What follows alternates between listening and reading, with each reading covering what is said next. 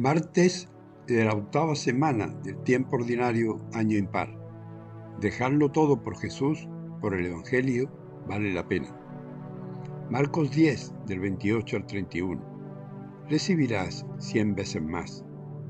Entonces Pedro le dijo: nosotros lo hemos dejado todo para seguirte.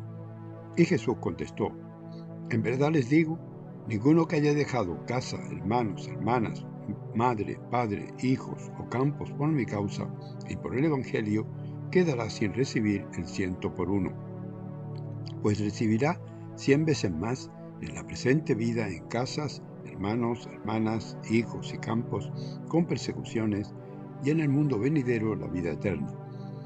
Entonces muchos que ahora son primeros serán últimos, y los que son ahora últimos serán primeros.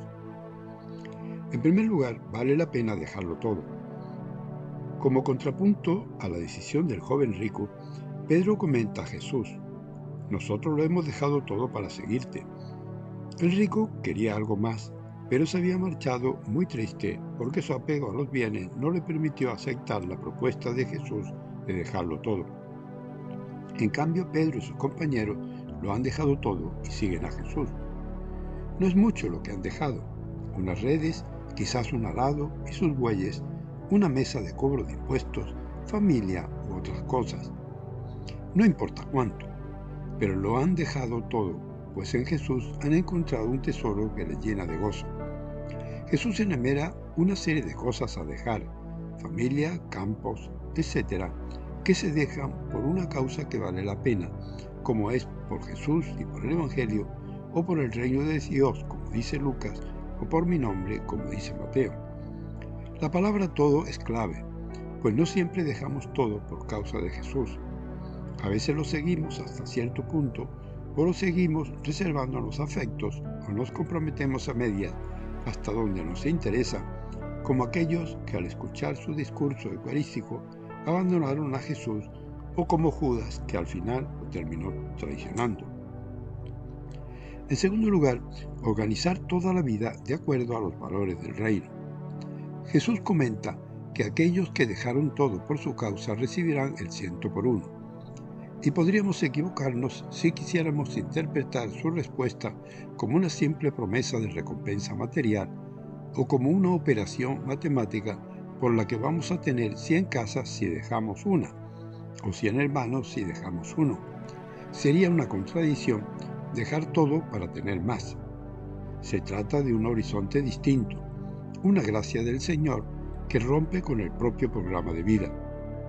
Quien ha vivido esta gracia puede dar testimonio de que ha recibido mucho más.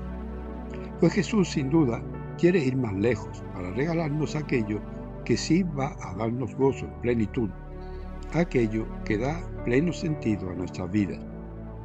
No se trata solo de renunciar a los bienes o darles un fin social, sino de organizar toda su vida al modo de ser y proceder de Jesús, a cambiar los parámetros del tener, del lucimiento y la dominación por los del desprendimiento, la sencillez y el servicio. Recibir ese 100 por uno es darle un sentido profundo a la vida. Se renuncia a los bienes caducos de este mundo para darles un sentido trascendente, eterno. La consecuencia es una alegría profunda, una plena felicidad. Este modo de proceder choca con la dinámica de nuestro mundo capitalista que se mueve desde el tener, la máxima ganancia y el poder. En tercer lugar, para entender mejor la primera lectura del libro de Ben Sirá, habría que leer previamente el capítulo anterior, donde el autor sagrado señala cómo la injusticia con el prójimo vicia totalmente el culto. Para ofrecer un culto agradable a Dios, es preciso antes que la persona esté en paz con la justicia y entonces ser generoso con Dios. Como decía Jesús, si cuando estás en el altar te acuerdas que tu hermano tiene una queja contra ti, deja tu ofrenda en el altar, anda primero a hacer las paces con tu hermano y entonces vuelve a presentarla. El texto de hoy invita a ser generoso a partir del reconocimiento de la generosidad de Dios. Da al Altísimo, dice el texto, como Él te dio. generosamente según tus posibilidades, porque el Señor sabe pagar y te dará 7 veces más. No le sobornes porque no lo acepta. Un hombre rico se había retirado triste de su encuentro con Jesús, ya que no había podido desprenderse de sus apegos, riquezas, y Jesús había comentado: qué difícil que un rico entre en el reino. Frente a eso, Pedro comenta a Jesús su buena disposición para dejarlo todo y seguirle. No es mucho lo que estos pobres discípulos ya han dejado, pero Jesús sí valora su disponibilidad total y les asegura que recibirán cosas mayores. Para ellos, seguir a este Jesús de Nazaret, sus palabras, su mensaje de paz y esperanza, su modo de proceder, valen la pena, incluso con persecuciones como las tuvo Jesús. También nosotros, como discípulos y misioneros, tendríamos que preguntarnos sobre nuestras motivaciones para seguir a Jesús en la vocación a la que hemos sido llamados. Podríamos preguntarnos qué es lo que nos mueve para seguirle, qué seríamos capaces de dejar. ¿Hay aspectos de nuestra vida que seguimos reservándonos para nosotros mismos? El libro de Ben Sirá o Eclesiástico nos invita también a preguntarnos sobre el modo de proceder en nuestro culto y a ser generosos.